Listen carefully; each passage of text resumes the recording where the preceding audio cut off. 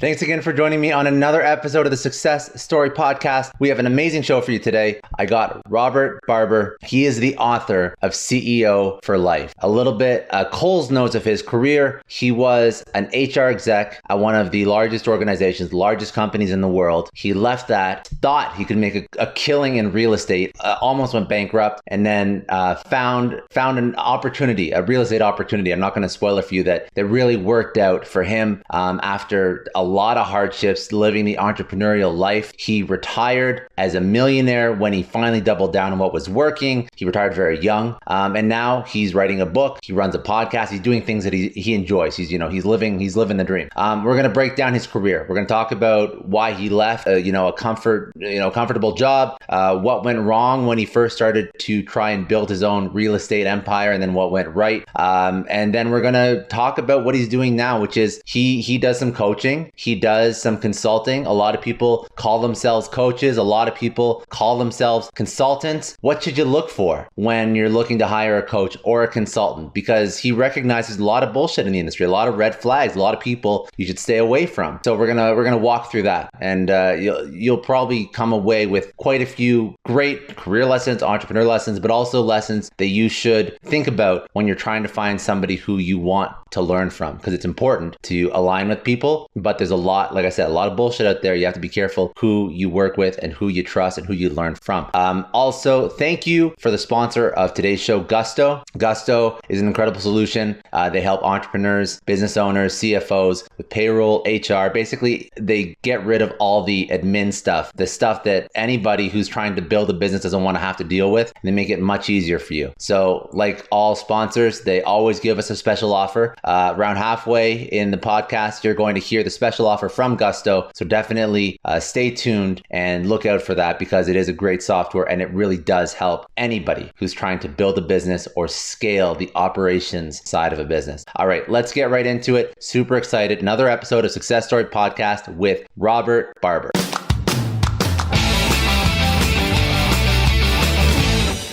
All right, thanks again for joining me today. I'm sitting down with Robert Barber. He is a certified coach. He is an Amazon best-selling author. He is a multi-million-dollar real estate sales individual, past Fortune 150 C-level executive, podcast host, keynote speaker, entrepreneur, as well as, according to his LinkedIn bio, avid hiker and overlander. Thanks, Rob, for coming on. We did a show a while back, and I'm glad to bring you on and unpack your story, because you have a lot of accolades. So I want to understand your journey in life and how you got to doing what it is you're doing now. Yeah, man, I appreciate you having me on. It's, when we got a chance to jam on the other podcasts and stuff, it was great just to get your perspective on life. And I've gotten a lot of good feedback about your take on and your journey. So I'm glad to be here and maybe share a little bit with your audience too. So, man, thanks for having me. No, it's my pleasure. And I'm excited to chat with you because you have a very colored background in a good way, very similar to sort of my background. You came from big business, working for a large organization, then into entrepreneurship in real estate, and then now other types and forms of entrepreneurship. So just walk me through your career path and how you came to what you're doing now, and all the way back to running companies, electrical engineering, I think, through to HR, and there's a whole story there as well. So let's go into that. Yeah, absolutely. So, I think the one takeaway for everyone listening is there is no straight path, and you got to be willing to take a lot of changes and chances. So, I got a degree as an electrical engineer. I was the first one in my family to go to college. Never really had plans to go to college. Ended up doing that. I picked engineering because they made good money, and I liked math. But it wasn't my passion, which is really interesting. And I had to learn that the hard way. So I spent 3 years as an engineer, man, and I was awful. There's no way they should have given me a degree. I was not a good engineer. So I decided after 3 years, my self-awareness kicked in. It's still young at that point. And so I said, and my soon-to-be wife, I said, maybe I should try human resources. I like people, and recruiting's probably pretty fun. I'll go back to colleges. That sounds like fun. And so I went and interviewed for a recruiting position, and the director of human resources told me engineers make awful people. And so I didn't get the job. I mean, they actually told me that, right? And it was funny because about 3 weeks later, the company had started up had a startup division that was a rollout, and they offered me a position to come on as in HR, but they said if the company folded, then I would be out of a job. And I was like, all right, well, cool. I'm off of what I do, so let me at least try that. And that was the rocket of my career. So I guess the takeaway with that is, don't be afraid to bet on yourself. So I jumped into human resources, fell in love with it, did it for 13 years. It was great. It was a great experience. Got to travel. We grew the company from 2 states to 26 states. By the time that I left, we had thousands of employees across the United States and internationally, and I was responsible for the human resources function. So it was a lot of fun. But at the same time, what's good and bad is that being in human resources, I got to see what everybody made in terms of money. So the people in operations were making 3 times what, I was making, but, I had just as much an impact to the bottom line, right? I mean, I was negotiating labor contracts for billion-dollar power plants, and, that's just the way that it is. Back office functions are just not seen as valuable, right? Mm-hmm. And I don't know, has that been your experience? I mean, dude, it's been always my experiences, which is why I always defaulted to sales, because I always knew that that's where you can make you make the most money. And to be honest, I don't know if that's a good driver for a career, but I've always loved the thought of working in marketing. But every time I look at the potential paycheck, you default to sale. And I've worked in both roles. Like I've done both over my career, but you always just think like, wow, that's shaving, 100,000, 150,000 off your potential paycheck. In some roles, it's that serious. And I actually don't agree with it. I think it's a very outdated mindset, but people that make the money for the company, the revenue generating business, you make a lot of money. But anyways, yeah. So electrical engineering, moving to HR, I'm assuming that was probably a pay cut in and of itself. No? It took, my career path, I when went you first in started? high. I went in high, but then it plateaued, right? Yeah. So my growth from that standpoint, but that was another reason, going into the unregulated side of the business that I was in, I was being benchmarked against other higher end sales and trading organizations. So my pay did grow, but if I would have stayed where I was at, it would have been stagnant. But it was a good gamble, and it was a good, one of the things I was told early on, because I worked with a lot of the sales guys and girls, was I was told that the closer you are to the dollar, the more money you make. And so, I mean, that's just a function of how it works. That's just it. So you grew. Obviously, it was successful. You didn't lose the job. You grew this opportunity. You grew this business. So it was very successful. Now you're HR executive. I'm assuming in a relatively successful business. What made you? What's the next move that you took after that? Yeah, so, I have this, and to be real upfront is like, I've had anxiety throughout my life. And so I have this, I guess, disease for comfort, right? When I really get comfortable, I start worrying about like, okay, when are the wheels going to come off, right? So I tend to then make drastic changes and really shake things up to see what's going to happen. It's kind of a control thing for me, right? And so like, I'd rather shake things up instead of being shook up. And, interesting. So you want to get ahead of it. Yeah, it's and again, it's not necessarily a good personal trait, but it's just my trait, right? Mm-hmm. And I talk about it in the book. I talk specifically about how comfort is a disease for me, the way I look at it, and it can just be that way. But so 2006, I'm flying back home. I'm gone basically 3 weeks a month at this point, traveling all over the place. I have a young kid, another one on the way, and and I'm sitting there calculating how much of my marriage I'm missing, right? And I'm like, okay, this is not going to be good long term, at least not for what I wanted. And so I decided that at that point in time, I could take a chance, jump into entrepreneurship. And so I started looking at the quickest ways to become an entrepreneur. And what I found was real estate was a really lucrative way to jump right into entrepreneurship. And there's so many things you can do with real estate, right? You can do sales, you can do investing, you can do construction. I mean, there's just so many things that you can do. And so I decided to get into commercial real estate. I had a family friend who offered to be a mentor to me. And so in 2006, July, I jumped out of my job. I went in, turned in my resignation. They tried to talk me out of it, but I really wanted to do this. I really wanted to test myself. It's that comfort thing, right? So I jumped into real estate, and literally, what was that? 8 months later, 9 months later, the market crashes. Absolutely crashes, right? So this is 2007, now 8, and I'm going broke. I'm burning through all my savings. There's no money coming in. There's no outlook of this, changing very quickly. But luckily enough, I did find a partner, and I think the key takeaway from this is that it's always good to have a partner. In any business that you're in, it's better to be 2, 3, or a band of people. And even if you just want to have someone, not an equity person, at least have a band of advisors or mentors that can help you. That's so super critical. So I found my business partner. We went in equity together, and we started an auction company from scratch, because that seemed to be the biggest opportunity. Is the market had come to a grinding halt. No one knew what value was in real estate. And so what we said is, well, auction is the truest way to find a market.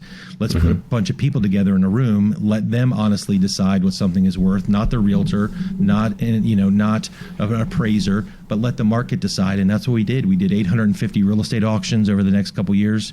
And we were the largest auction company in the West Central Florida. We only did real estate. We worked for every major bank and servicer on the planet. And we really had a good run at it. And so that was a lot of fun. From there, we jumped into being hired by some hedge funds to do some investing for them.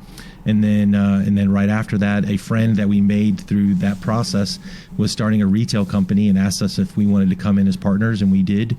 And when I decided to exit in 2019, we just closed the year with $917 million in sales that year. So it was a ride, man. It wasn't easy. But a lot of really good lessons that I hope people take out of this. Like, align with mentors, align with advisors. You don't have to do it all on your own. It's better to own a part of something than all or nothing. And then plus, you were pretty damn good at pivoting when shit hit the fan. And that's probably, in terms of going into real estate, the time you went into real estate, you could not pick a worse time to go into an entrepreneurial venture. So like, if you can survive that, then everything else that people struggle with, yeah, it's tough sometimes, but you can do it. That's really it.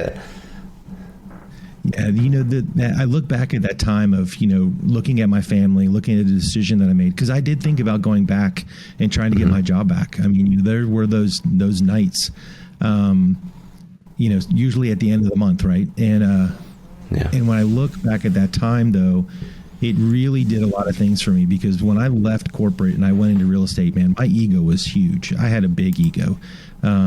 I felt like I could really take anything on. And that time of valleyness, I call it, it really helped me check my ego, really understand what I wanted to do.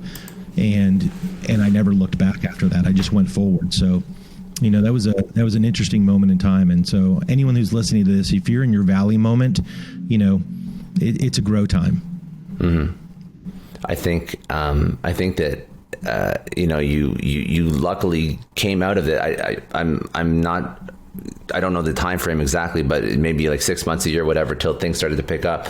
But I think that's something that all entrepreneurs, when they try and do something for the first time, they're going to hit it at some point, and it could drag on for 2, 3, 4 years. Like, it's not always so nice when you go from you leave your job, you start something, it doesn't work, and then a year later it does work. Like, that's even as shitty as your situation was, your valley time. I love that. It can drag on for a bit, but if you're moving in the right direction, then that's really where you win. You never see somebody do something for 10 years and at the 10th year they're unsuccessful. It's the people that quit after year 2, year 3. Yeah, that's you make a beautiful point there, because, and I didn't believe it to begin with, but I read all the business books and stuff, and they said, oh, it takes 10 years. It takes 10 years, right? That was the common theme. It takes 10 years, take 10 years. And I'm like, okay. And then it really did. It takes that 5 to 10 years for you to really hit a stride with a business. And it's just going to take you that long, and you just got to make it through. Just a real quick story. I was just thinking about, so I wanted to communicate to people the start, right? So when we decided to do an auction business, we'd never done an auction in our lives, right? Mm-hmm. I mean, a live auction with people, right? Paperwork, documents, selling real estate, everything else. And so we get this client to go ahead and let us sell this house. And so we actually showed up to the house. We had no idea, we thought what we knew we were going to do. We went into the house, and so we took his portable bar from the house. We put it in the backyard. We set up chairs from the dining room in the backyard, and we had this auction, and we sold the house for more than he wanted. And it was like it was this crazy moment that, what if we wouldn't have done that? What if we just wouldn't have tried? What would that have looked like? I know you have a lot of those start moments where you're obviously a guy who runs a lot of businesses, and so starting probably, right? That's key. Starting is key. Realizing that it's never going to work. The first iteration is never going to work.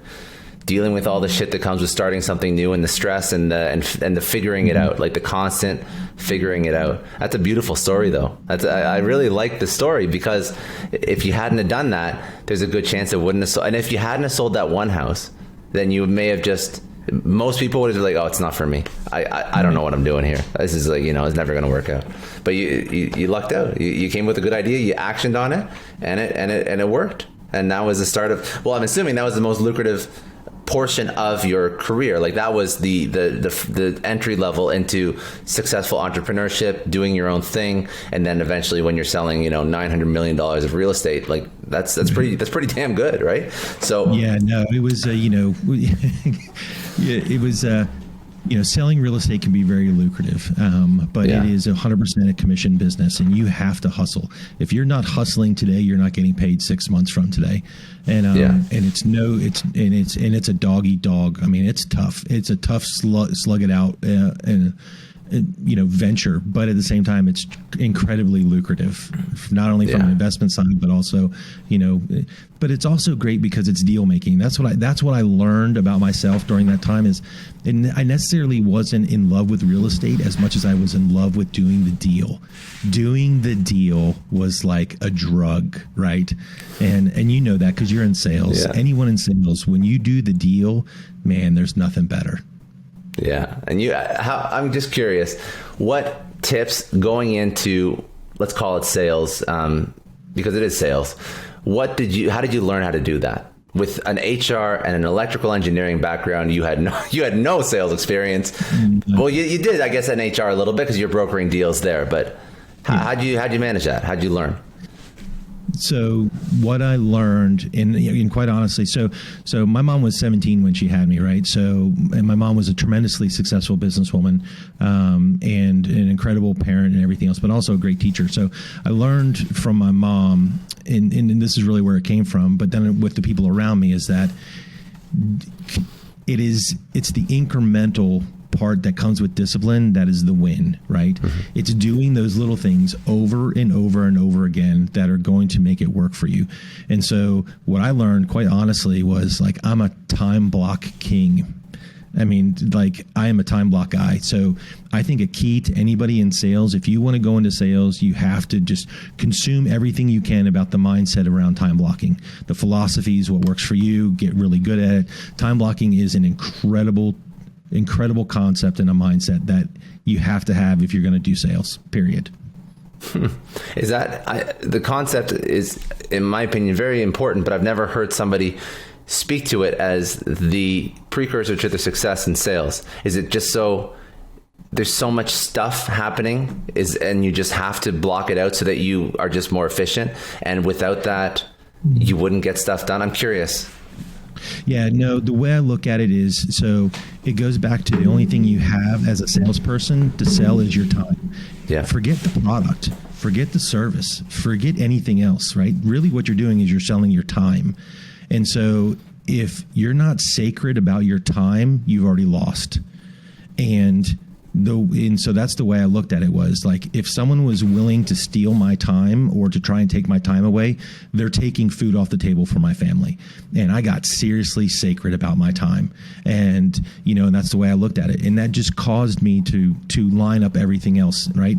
Who was I going to spend my time with? What deals was I going to go after? What was I going to say no to? At the end of the day, could I honestly measure how I did? Absolutely, because I could look at that time. So everything fell around the time. And if you are in sales, don't look at it like you're trying to sell the product, because that's not really what you're selling. Really what you're selling is, where are you putting your time in order to make that thing happen? Yeah, that's a damn good. It makes a ton of sense, because said differently, if you're in sales and you're not qualifying out, if you're not saying no to people that aren't a good fit, if you don't have a process for that, or you don't even know what good looks like, you're chasing everything, because there's no shortage of deals out there. But like you said, there's a shortage of time. And actually, the most effective sales reps say no more than they say yes to demos, to meetings, to calls. And like, it's honestly even worse in a post-COVID world where everything is like an hour-long Zoom call for no reason, right? And that can, like, you can do a deal over maybe an hour and a half Zoom call, or a smaller deal could take you 5-10 hours. Yep. If you get the wrong customer for whatever reason, and they're just back and forth and hemming and hawing and negotiating, and that happens sometimes, and you just lose like days of your life chasing the wrong customer. Oh yeah. In real estate, especially, and I know it's in other environments too, but people will come with you and they'll shake money at you, right? And they'll say, "Hey, listen, go find me a deal. I need to place $1 million, right?" And so you're like, "Man, 3 to 6% of $1 million, man, I need to go do that, right?" But really what they're doing is they're just bird dogging you. They've got 6 or 7 other people going out looking for deals. And if you don't take care of your time, you could have only bird dog clients. And guess what? You're gonna go more than broke. You're gonna go bankrupt. That's no joke. So how do you deal with that? What's a lesson that you learned in real estate on how to find where to spend your time? And is it something that we could easily take into other environments so that people can figure out where to not waste time?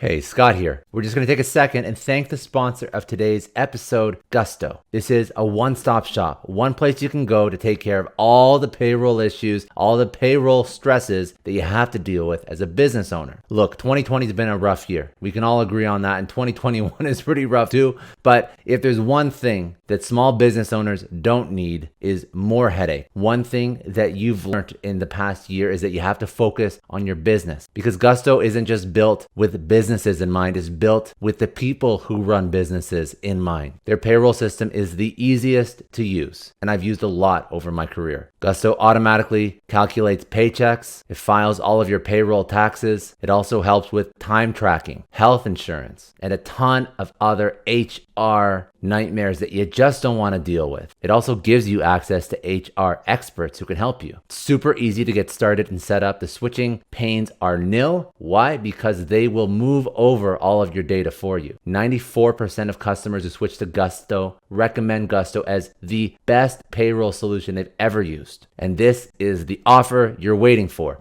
Anybody who's listening right now on the Success Story podcast, you get 3 months free. This means you can try it without any stress. Go to gusto.com/Scott. That's gusto.com/Scott, and that will give you 3 months free to try it out for yourself. Play around with it, see if it works for your business. I'm almost positive it will. All right, let's get back to it.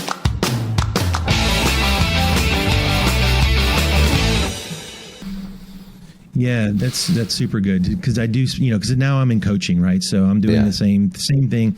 I'm selling my time, but with that being said, is I got to, like you said, qualify what those opportunities are like. So anyone that is in a sales role or growing a business and trying to figure out how to pick up clients and customers, those kind of things, the first thing you have to ask, or you have to do, is you have to be a really good listener. You have to listen for the cues of what people are telling you. First thing you need to know, if it sounds too good to be true and you don't have to really work hard to make it happen, guess what? It's too good to be true. There's no deal there. Yeah. There isn't. And that's the first thing. That's the first thing you qualify. If it sounds too good and it's too easy, it's not. It never. Those things don't happen. You're going to hit singles a lot more than you're going to hit those home runs. So look for the singles always. What are the deals that I can get done that I know that are real, that can make happen, and get rid of that swinging for the fences mentality. Yeah. No, it's very good advice. I'm curious what you're working with now. So let's keep going down the career path, because that will dovetail into some great questions as to what you're helping people with out right now after your career. So sure. What's next after you exit real estate and you're done that? What are you doing now? What's the book? What's coaching? What's your academy? All that stuff, and why are you doing that? Yeah, so I was in my last 2 years as a partner, and I found myself coaching more than I was really doing the sales anymore, and I was finding my joy in there. I found a new joy, right? The deal making was fun, but what I was really enjoying was watching other people be successful and working through them, and I was finding my joy through that process. And so I decided that I wanted to get coaching. I talked to my partners. They talked me out of it twice, but I finally eventually made that happen. And so I did. So I jumped in and I created a coaching company called the Return on You Investment Academy, because I wanted it to tie back to money, because everything does come back to money in terms of, a basis of successful measure. But really, there's another piece to it, which is how are you investing in you, right? If you invest in you, then the money will come. So it's the Return on You Investment Academy. So I started a coaching academy. I went and got certified. I'm a certified high performance coach. So I carry some credentials with me.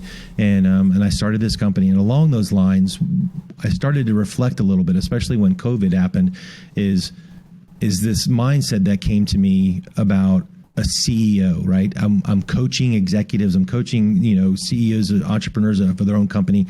And I'm really thinking about what it is that makes them successful. And what I began to realize is that this concept of work-life balance and all this other stuff is really flawed, because what I see in the most successful people, and I also see it in my own life, is that I'm no different at home than I am in my job. I'm the same person, right?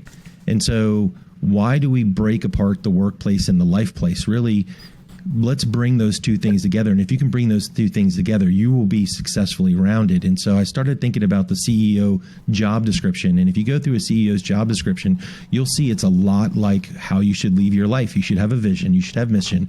You should have goals. You should know who the people are that are around you as your shareholders. You should be able to say no. You should have values. You should set boundaries. You should know how to deal with, a lot of shit every day, because it's going to come. And so, all of those things. And so I wrote this book, CEO for Life, for that purpose, is to try and bring the concept together for people that you really should be the same person in the workplace and life place. So It's been a lot of fun, man. I've really enjoyed it. No, I appreciate the transitioning. I think that actually your love for coaching probably comes from your love for helping people. And that's actually probably why you transitioned from electrical engineering to HR in the first place. If I'm just reading along your career, it makes a lot of sense what you keep defaulting to and what you sort of excel at. But I guess my question, the CEO for life, I love the analogy that you have to run your life like a CEO. So how do we solve for that? How do we remove the work life and the personal life? Because there's things that I'm sure, like, this is ingrained in people. Like, they have to act one way at work and they act differently at home. So what are the actionable steps that you can start doing? Or is it just a matter of finding the right organization that also recognizes that they want a certain authenticity in who they hire? How do you fix that? That's great. That's a great conversation. It's a super conversation. So the first thing is you have to work your roadmap to make sure that your life and your work, who you are, maps to what a CEO is, right? Do you have first thing you got to know is, do you have some level of self-awareness? Listen, if you're a dick, it ain't going to work no matter what you do, right? I mean, or if you're a bad person, or, whatever label you want to call it, in terms of being a jerk or working difficult with people, you have to have some level of self-awareness. Once you have some self-awareness, from there you can decide, okay, well, what is the vision for my life? And what I tell people is, their vision is never big enough. When I sit down with clients and I talk to them, tell me about your vision for your life. It's never big enough. It's never big enough. It's always, well, this year I want to do this, or, we're looking to buy this house, or, I want my kids to college. Well, what I talk about in the book is dream generationally. A CEO measures in a year or a quarter, but when they look at casting vision for the company, they're thinking 5 years, 10 years, 30 years? Where are we going to turn this ship and take it to? Elon Musk is looking at Mars. He's not just thinking about trying to get this thing to go up and then come back down, right? I mean, so dreaming generationally is super important. So self-awareness and making sure you have a big dream. And then from there, you can begin to put your roadmap together. Okay, so what are the goals that are going to get you there? What values are going to keep you in line, right? So you're not going to cross any ethical barriers, those kind of things. Then what are the people that you're surrounding yourself with? Who are your shareholders? Listen, it's cliche, but it's truth. I guarantee if you look at the people you spend the most time with, the 5 people you spend the most time with, you eat where they eat, you listen to the same music they do, you dress like them, you talk like them, you drink the same beers or wine. I mean, that's just what we do, right? It's funny because I have a 16-year-old daughter, and it's just so apparent in her boyfriend. All the boys in high school, they dress the same. They have the same Bieber haircut. They all listen to the same music. Yeah. They all drive the same trucks. They all, it's all the same things, right? And it's so apparent in high schoolers but it never leaves us. We're always there. So who are you leveling up in your sphere? And then from there, you can then begin to say, okay, now that I have all these pieces in place, how am I learning to work within that? And that comes with having this firefighter mindset. I was told a long time ago, you live your life in 3 states. You're either in a storm, coming out of a storm, or going into a storm. That is life, period. And so you better be preparing today for that storm that you're either in, going into, or coming out of. And every day be a good firefighter. So those are the things that are wrapped up in the book, and they all have practical exercises around it. And that's what I'm trying to help people find, is that direction for their CEO. And do you find those are good lessons? And now, so the context of the book makes sense. Excuse me. Do you find that that's similar to what people reach out to you for when they look for business advice or coaching advice?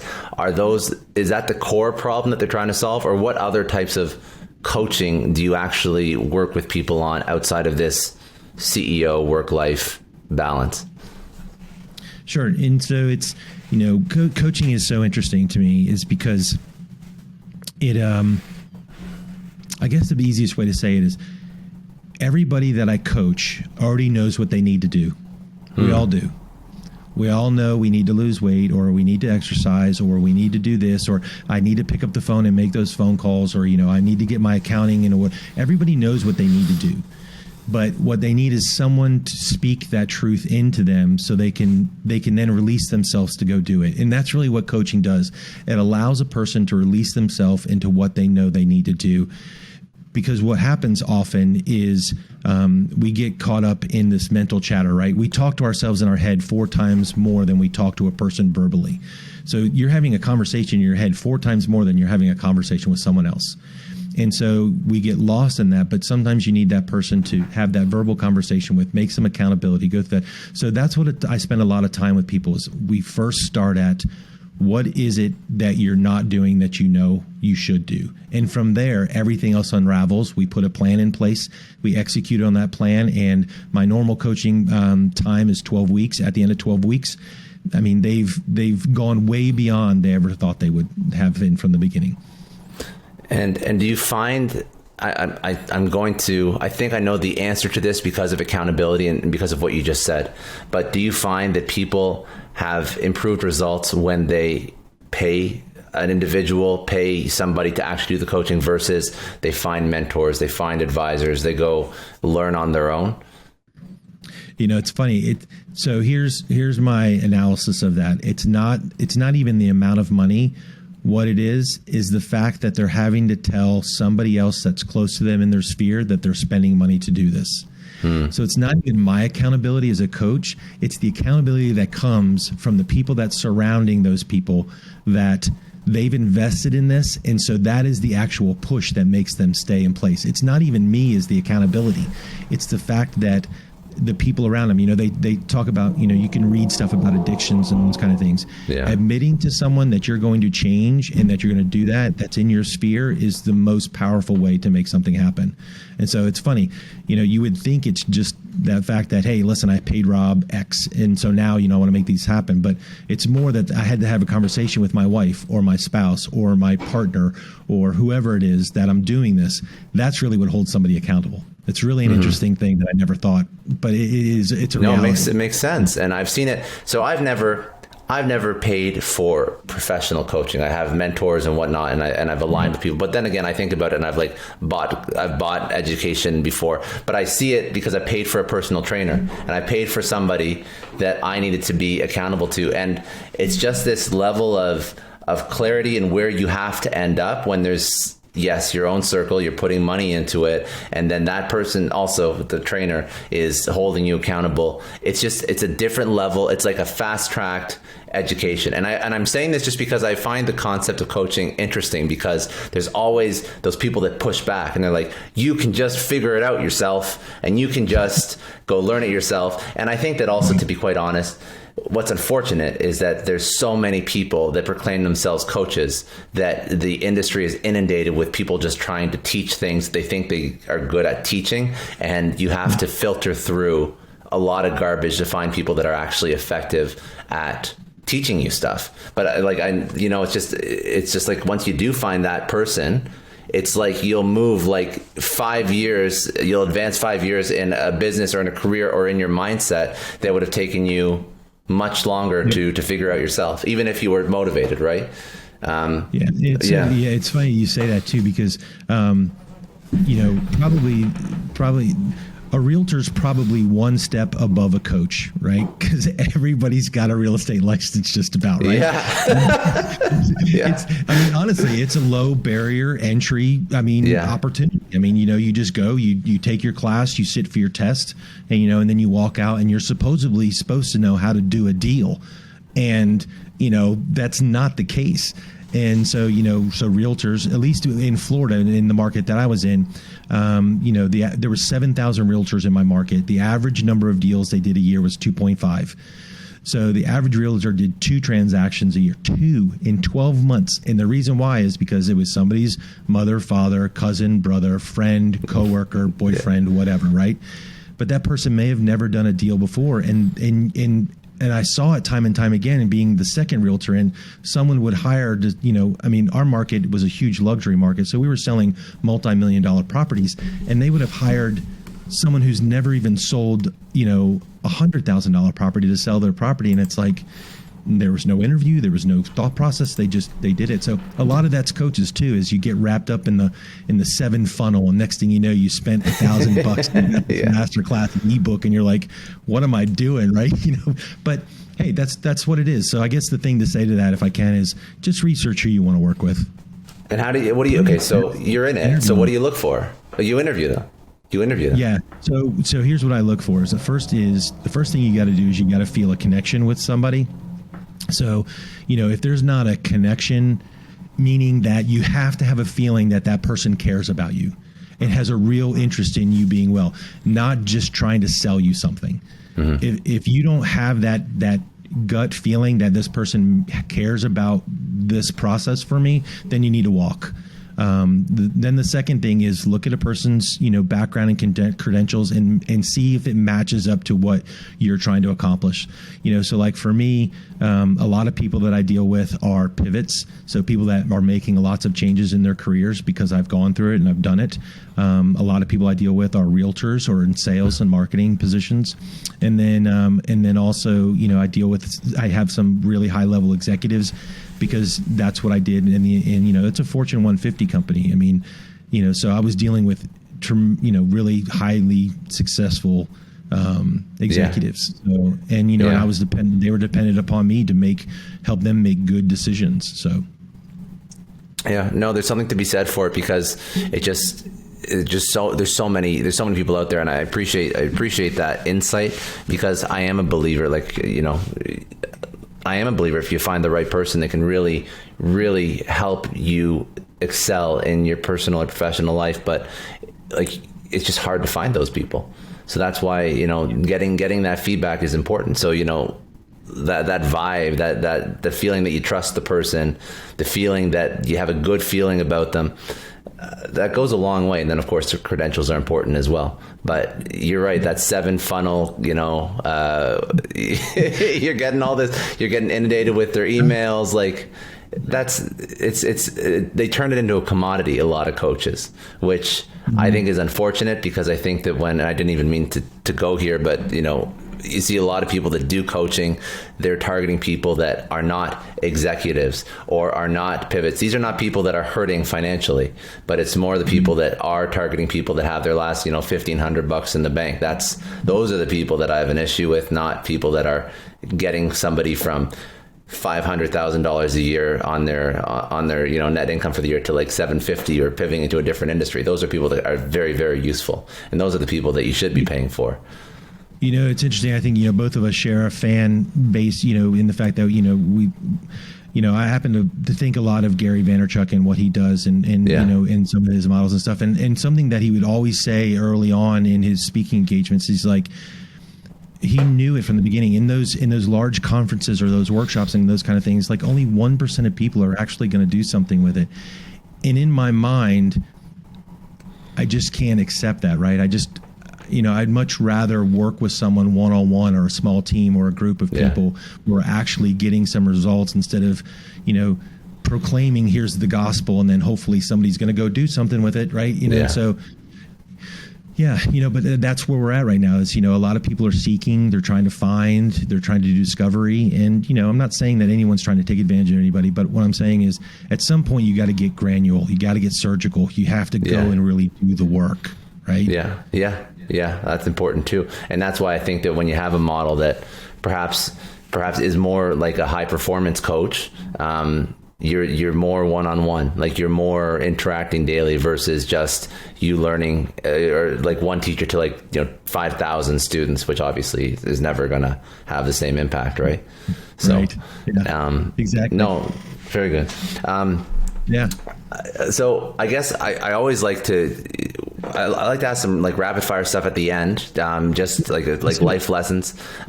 Is there anything else that you wanted to go into? Because we went into your career, your learnings through entrepreneurship, some of your strategies for being successful, like what you're working on now. Was there anything we didn't touch on? No, I think, if anything, I just want to impress upon people that, again, it's just about starting. You are the CEO for your life. It's a job that you were given the day you were born. Own it. You can't delegate it. You can't give it to anybody else. You can't hire somebody else to do it. It is you. And so own it, because it's the greatest job you'll ever have, is being the CEO for your life. I love it. Complete ownership, extreme ownership. That's a book by Jocko Willink, I think. Extreme ownership. That's a good book. Yeah. Okay. Some rapid fire questions. Biggest challenge in your career? Myself. That mental chatter. I mean, so like I expressed before, I've gone through anxiety a few times in my life. I clinically saw somebody for it because there was so much into my head. I'm a control person. And so being out of control, whether it's good or bad, it still has a stress on me. So take care of yourself, your well-being first. Don't be in your head too much. Good advice. What inspires you to do your best work? Serving others, for sure. There's no doubt about that. I get my greatest joy in life there's a book called Halftime, and it gives us the concept of this can happen when you're 18, 15, 35, 55, 65. There's points in your life where you move from success to significance. And when you move from success to significance, your life takes on a whole new meaning. And so, pouring into others and investing in others, serving others, that's the greatest thing you can do. And you can make a lot of money doing it. Yeah. No, good. A lesson you could tell your younger self? Lesson to tell the younger self, it goes quick. It does. Really, really quick. Yeah, it does. Now, that being said, I've heard, yes, life does go quick, but still, what is the saying? Like the days are long, but the years are short. But also realize that if you are trying to build something of yourself, I'll contest you on that point only by saying this: even though life does go quick, 5 years or 10 years committed to something is not a long time. So put in that time. Yeah. You got to put it again, going back to that sacredness, time really needs to be sacred. Yeah. I have time behind me in a picture format and in front of me on the other one.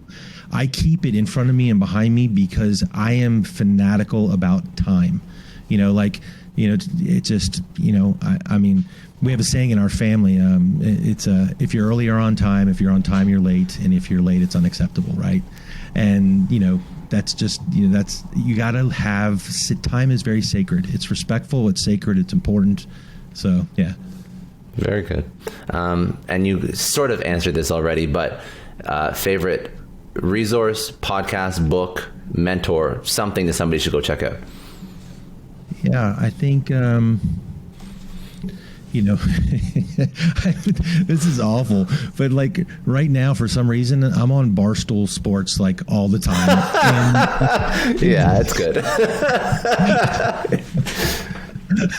You can learn some trading advice from Dave, right? Yeah. I'll tell you why. It's because it's great to watch the story of Barstool, what it started as, what it's become, and the loyalty that group has for each other. I don't think it's unauthentic what they put out into the world. I think they truly are a family. They have their issues. It's like this dysfunctional family, but they all got each other's back. And I thrive off of that. It gives me energy. I love it. I just love it. It's good. It is good. They're funny. I don't think there's too much else like them. Yeah. Yeah. Sorry, what'd you say? I didn't hear what you said. Oh, and I like pizza. Dave's Pizza Reviews, right? So, yeah, that's good. That is good. Okay. And last question before I get some socials and website from you. What does success mean to you? That's super easy. Success is literally my family. It's very cliche to say that, right? Because that's what everybody says, but that's where things are at. And that's why I originally left the job that I had. I had a great job, but I was traveling 3 weeks a month, and I knew that was a recipe for a disaster. Mm-hmm. And so, I had to make a choice to do that. And so I think investing in my family, that's just, it's been the best. Good. And you can do it. You can do it. And by the way, that is a good answer. It's a great answer, but not everybody gives that answer. It's a funny question because everybody thinks of it and interprets it differently based on where their mind's at and what's a priority in their life. Usually freedom, family. Some people say money, like more monetary drivers or what's the word I'm looking for? Like just like indications of success. But a lot of it is like freedom, family, things that are not so tied to the personal wealth. And then most importantly, your socials, where can people email you, connect with you, website? Yeah, so the best place to find me and connect with me is on LinkedIn. So Robert Lee Barber on LinkedIn. So you'll find me there. That's the easiest way to connect. And I would love just to talk to anybody and help them out in any way that I can. I do believe that connection is the greatest way to find opportunity. So let's connect.